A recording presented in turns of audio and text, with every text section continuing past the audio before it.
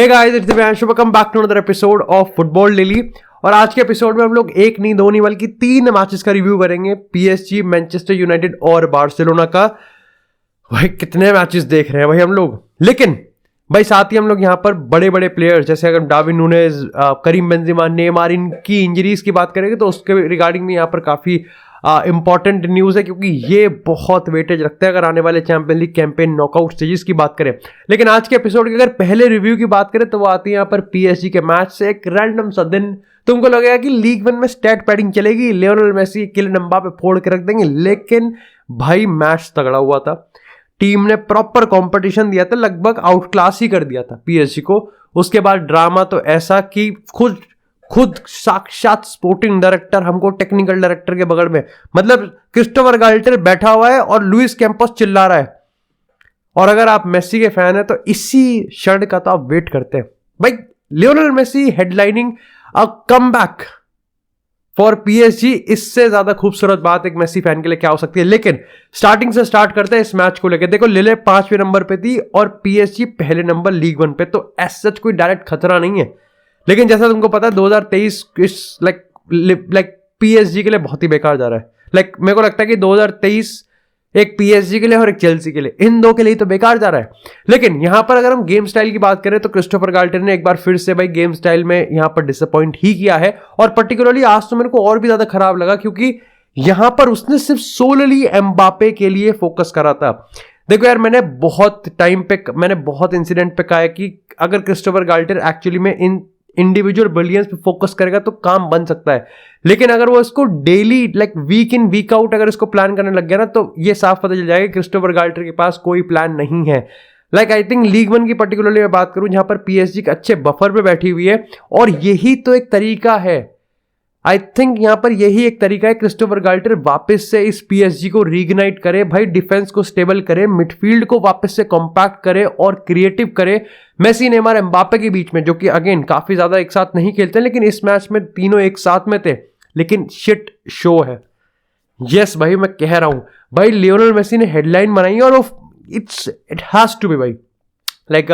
उनका लिले का जो गोलकीपर था वो कह रहा था कि भाई एक ही जगह थी, अगर वो वहां मार देता तो गोल हो जाता, नहीं तो मेरे को पक्का पता था, मैंने वॉल इस तरीके से सेट करी थी कि वो नहीं मार सकता था। लेकिन इट्स मेसी, तो परफेक्शन तो उसके रग रग में ऐसे बह रहा है और उसने वो परफेक्शन के साथ मार दी। एंड इट वाज इतना काम उसने वो मारी है ना। ऑफ कोर्स यार, मेरे को लगता है कि फ्री किक में तो लियोनेल मेसी से बेटर कोई है ही नहीं भाई। He is the absolute king when it comes to the free kick. लेकिन अगर मैं इस लियोनेल मेसी की बात करूं ना, performance I think bang average थी। आई थिंक इस मेरे को लगता है कि हम अगर इसको जीत की बात करते हैं यहां पर तो लियोनेल मेसी का नाम जरूर लिया जाएगा। लेकिन मेरे को लगता है कि Kylian Mbappe was the player जिसने इस पीएसजी को एक्चुअली में स्टेज तक पहुंचाया था। अगर पीएसजी इस मैच में किसी भी तरीके से रेलेवेंट थी तो वो यहां पर किलियन एम्बापे की वजह से थी। एक दो थे यहां पर, मैं पर्टिकुलरली अगर नेमार की बात करूं तो इंजरी से पहले अगर फर्स्ट हाफ में नेमार की परफॉर्मेंस काफी सही आ रही थी, 1 असिस्ट 1 गोल, थोड़ा सा रस्टीनेस थी, बट हाँ हलचल मच रही थी, लग रहा था कि नेमार बहुत कुछ कर सकता है। वहीं अगर मेसी की बात करूं तो 2-3 अटेम्प्ट्स थे, बट मेरे को लगता है कि लिल ने यहाँ पर काफी अच्छा काम किया उसको एक तरीके से साइलेंट रखने के लिए। लेकिन ऑफकोर्स किलियन एम्बापे की बात करूं तो यार वो जो गोल मारा ना किलियन एम्बापे ने उन 2 डिफेंडर्स के बीच में से घुस के, यार दैट्स द क्वालिटी ही हैज भाई। मेरे से जब भी अगर of course Marcus Rashford absolute bang on performance, Osimhen bang on performance, इसके साथ अगर हम बात करें यहाँ पर उस्मान डेम्बेले, हालैंड, इन प्लेयर्स की बात करें, बट एम्बापे इधर है यार, नहीं है भाई एम्बापे के पास। Mbappe dribbling top notch, pace goated, यहां पर अगर शूट की बात करें शार्प, हर चीज सही है। एंड दिस इज, इसके कोई फर्क नहीं पड़ता कि इसको इंजरी हो गई है नहीं होगी है, कितना टाइम लगेगा, अडेप्टेबिलिटी, को फर्क ही नहीं है भाई। He is literally one of the best players in the world, seriously. लेकिन ऑफ कोर्स अगर मैं मेसी की बात करूं तो वो विक्ट्री, वो free kick it was historic. और पर्टिकुलरली क्रिस्टोफर गाल्टर जिस तरीके से भागता हुआ गया था, और हम अपन स्ट्रीम में ही थे भाई, दिखता है कि क्रिस्टोफर गाल्टर को पता है। मेरे को लगता है कि लियोनेल मेसी के साथ साथ गाल्टर को भी उस फ्री किक की अहमियत पता है, क्योंकि उसकी जॉब दांव पे थी। बट अगेन 2 चीज हमेशा याद रखना, जब भी हिस्ट्री में देखा जाएगा तो गोल स्कोरर्स और रिजल्ट को देखा जाएगा, और स्कोरर मेसी एम्बापे ने एक बार फिर से पीएसजी के शिट शो पे पर्दा डाल दिया, लेकिन ऑफ कोर्स तुम और अपन बात करने वाली जनता है, तो डू मेक श्योर कि भाई तुमको इस चीज से भूल मत जाना कि पीएसजी लिटरली अभी भी खराब ही फुटबॉल खेल रही है और गाल्टियर पे सवालों के जवाब नहीं है। पर्टिकुलरली किम्पेम्बे रस्टी दिख रहा है, मेरे को अभी भी समझ में नहीं आ रहा कि वो 16-17 साल ज़ेरे आई थिंक उसका नाम है, अब उसको क्यों नहीं लेके आ रहे यार। यहाँ पर वेराटी को सपोर्ट चाहिए। यहीं करीब साथ ही अगर हम बात करें लुइस कैंपोस की, तो मेरे को भाई I am not a fan of this tactics. भाई मेरे आप कितने भी पैशनेट हो बट आप इंटरफेयर कर रहे हो, आप अपने मैनेजर पे प्रेशर डाल रहे हो, प्लस आप उसकी अथॉरिटी भी गिरा रहे हो। वो बैठा हुआ है और आप चिल्ला रहे हो प्लेयर्स पे, क्या कर रहे हो भाई? और चिल्ला भी किस पे रहे हो भाई? Like I know it's anonymous, आप किसी भी सेट ऑफ प्लेयर्स पे चिल्ला सकते हो, बट वहां पर मेसी, नेमार, एम्बापे खेल रहे हैं, प्लस गाल्टर वहां पे बैठा हुआ है। मैं इसका फैन नहीं हूं, बाकी डू लेट मी नो आप इसके रिगार्डिंग क्या सोचते हो। इसी के साथ ही अगर बात करें यहाँ पर, अब ऑफ कोर्स जैसे मैंने कहा कि हर चीज अच्छी तो हो ही नहीं सकती। भाई नेमार को इंजरी हो गई और यार वो पिक्चर मैं नहीं दिखाऊंगा भाई, भाई मेरे रोंगटे खड़े हो गए उस पिक्चर को देख के, और इतनी ज्यादा स्केरी दिख रही है ना भाई वो इंजरी। लेकिन हाउएवर अगर मैं तुमको खबर की बात बताऊं तो ले पेरिसिन ने अपनी एक्सक्लूसिव रिपोर्ट में कहा है कि जो पहला एमआरआई हुआ है उसमें फ्रैक्चर तो नहीं रिवील हुआ है, लेकिन यहाँ पर 48 घंटे में और डिटेल्ड यहाँ पर टेस्ट निकाले जाएंगे और उसके बाद ही कंफर्म करके बताया जा सकता है कि शायद से नेमार किस लेंथ की इंजरी है और कितना टाइम इसको लगने वाला है। अभी के लिए अगर मैं तुमको यहाँ पर लाइक अगर मैं ऊपर से बताऊँ जिस तरीके की खबरें और फ्रेंच मीडिया लोकल रिपोर्ट्स छाप रही हैं, तो यही है कि ऑफकोर्स मार्सेल की ट्रिप तो नहीं ही है, 150% कंफर्म है कि नेमार, बल्कि साथ में यहाँ पर नूनो मेंडेस, जिसके बताया जा रहा है कि यहाँ पर थोड़ा सा उसकी मसल स्ट्रेन है, वो भी यहाँ पर मार्सेल की ट्रिप को मिस करेगा। लेकिन यहाँ पर बहुत ही कम चांसेस है कि बायर्न म्यूनिख के अगेंस्ट भी नेमार अपने आप को अवेलेबल होता हुआ देखे। Big loss, seriously it's a big loss for PSG. I think कभी कभार मेरे को लगता है कि इस गाल्टर की ना किस्मत ही झंडू है भाई। तुम देखो मार्किनियोस, किम्पेम्बे वापस आया जो कि रस्टी दिख रहा है, हकीमी हो गया, मार्किनियोस हो गया, नूनो मेंडेस, नेमार, एम्बापे अब वापस आया है, तो मेरे को लगता है कि भाई इसकी किस्मत ही झंडू पंडू है। बाकी यही था, बाकी डू लेट मी नो कि आपके हिसाब से पीएसजी क्या बायर्न को हरा सकती है विदाउट नेमार, और क्या सही में ये जो एम्बापे फोकस्ड टैक्टिक्स हैं इसकी गाल्टर की वो यहाँ पर काम कर सकते नहीं कर सकते। लेकिन इसी के साथ यार बात करते हैं थोड़ी सी मैनचेस्टर यूनाइटेड की, and what a statement from Marcus Rashford yet again. मतलब जब सबके सब बॉटल करते हुए दिखते हैं, जब कहीं ना कहीं प्रीमियर लीग की टेबल ऐसी लगती है कि अनप्रेडिक्टेबल है और लेस्टर सिटी शायद से कुछ कर सकती है, आपको लगता है कि हाँ काफी लोग एक्सपेक्ट कर रहे हैं यूनाइटेड का यहाँ पर पॉइंट्स ड्रॉप करना, this was the perfect statement. मैं इससे ज्यादा और एक्सपेक्ट नहीं कर सकता एरिक टेन हैग में।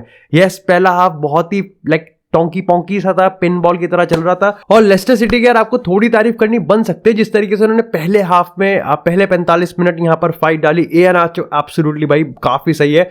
मतलब पहले हाफ में डेविड दे के जिस तरीके से सेव आ रहे थे ना, मतलब एक हेडर जो उसने सेव किया था और वो काफी अपनी पोजीशन से थोड़ा अलग था, थोड़ा फार पोस्ट पे था, और वहां से जो उसने स्ट्रेच करा था भाई डेविड दे अपने लाइक शॉट स्टॉपिंग में तो गोटेड है भाई। ही इज लाइक कोई कंपटीशन ही नहीं है, वो अनथिंकेबल कर सकता है, और इसमें तो ताल ठोक के कहने वाली बात है। लेकिन भाई जिस तरीके से सेकंड हाफ में परफॉर्मेंस चेंज आया है वो रिमार्केबल है भाई। एरिक टेन हैग जिस चीज को पढ़ लेता है, जिस चीज को ऑब्जर्व करता है, जहां उसको कमी दिखती है, और मेरे को पता था कि भाई फर्स्ट हाफ के परफॉर्मेंस के साथ ऐसा कुछ खास बुरा नहीं था, but he could not be satisfied. उसने उस चीज को रेक्टिफाई किया, और सेकंड हाफ की जो परफॉर्मेंस है रेस्ट इज हिस्ट्री भाई। 3-0 इट्स अमेजिंग भाई, इट्स रिमार्केबल। सबसे पहले कुछ की पॉइंट्स की हम बात करते हैं यहाँ पर।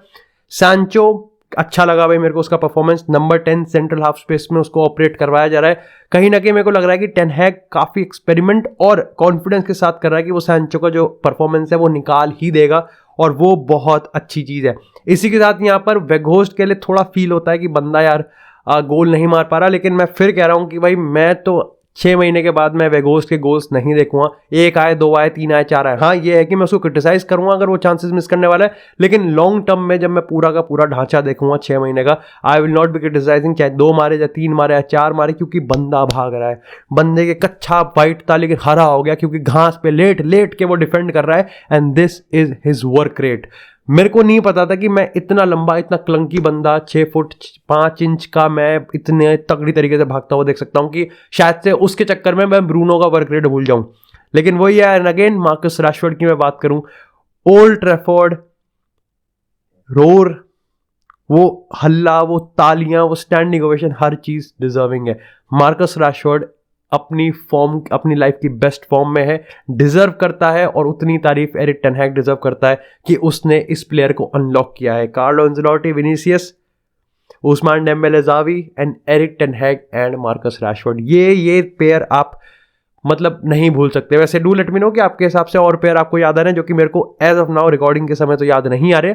साथ ही मेरे को डालो बढ़िया और Luke Shaw by rock solid, Luke Shaw, rock solid, Licha भाई, overall this performance was like इसके ऊपर लिखा हुआ था। और ये तब है जब कासिमिरो नहीं था। जस्ट इमेजिन कासिमिरो आएगा तो और भी ज्यादा अच्छा लगा मेरे को। गार्नाचो को भी एक मोमेंटम बिल्ड करने की कोशिश हो रही है। ओवरऑल ये विक्ट्री इंपॉर्टेंट थी। चने के झाड़ पे नहीं चढ़ेंगे, I think title charge is on, लेकिन उस पर अभी ऑफ का पर्दा लगा देते हैं, because I think what United right now कि अपन को यूरोपा पे फोकस करना है। बिल्कुल भी हम इस टाइटल के जाल में नहीं फंसेंगे कि हम आर्सेनल को ओवरटेक कर सकते हैं। City will see, opportunity arise होगी। यूनाइटेड पक्की कॉन्फिडेंट लग रही है मेरे को कि यूनाइटेड तोड़ फोड़ के रख सकती है। हमको यूरोपा जीतना है and our next mission, big mission is Carabao Cup का फाइनल, और यहां पर बार्सिलोना वर्सेस मैनचेस्टर यूनाइटेड। लेकिन इसी के साथ यार बात करते हैं अब थोड़ी सी एफसी बार्सिलोना की। पर्टिकुलरली यार देखो, अगर मैं पहले आधे घंटे की बात करूं तो कुछ भी नहीं था कार्डिस ने, मतलब कुछ भी तो ऑफर नहीं करा।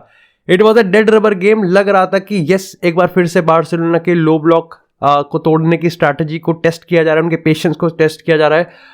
इक्का दुक्का आ जाएगा तो आ जाएगा। हाँ, एक ऑफसाइड गोल था, उसके बाद एक आई थिंक फाउल वाला गोल था जो कि सेकंड हाफ में आया था, बट उसके अलावा तो इन्होंने कुछ भी ऑफर नहीं किया। लेकिन कुछ की पॉइंट्स जो मैं तुमको बता सकता हूं, डिस्पाइट कि एक डेड रबर गेम था, डेड रबर गेम था नहीं, इसको बार्सिलोना ने बना दिया क्योंकि कुछ ऑफर ही नहीं कर रहे थे वो अटैक में।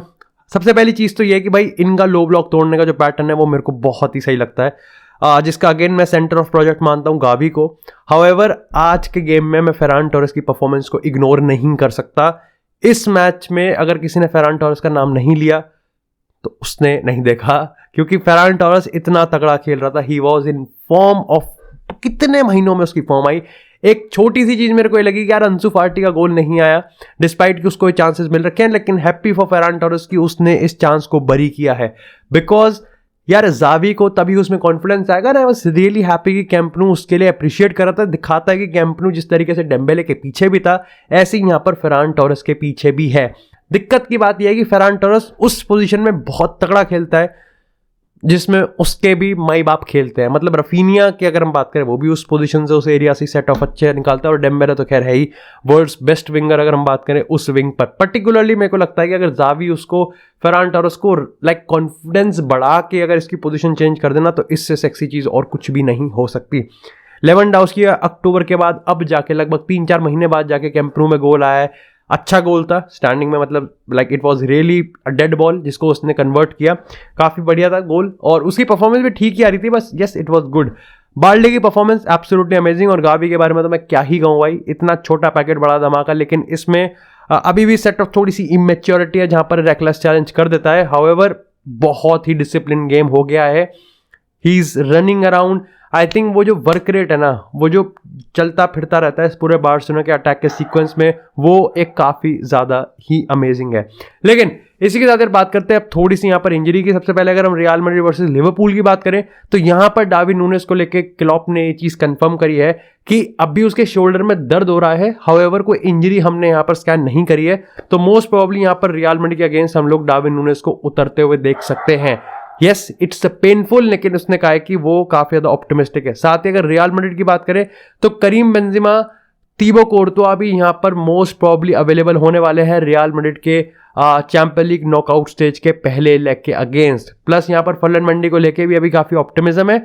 हाउएवर यहाँ पर करीम बेंजेमा और तीबो कोर्तुआ को तो कंफर्म ही है।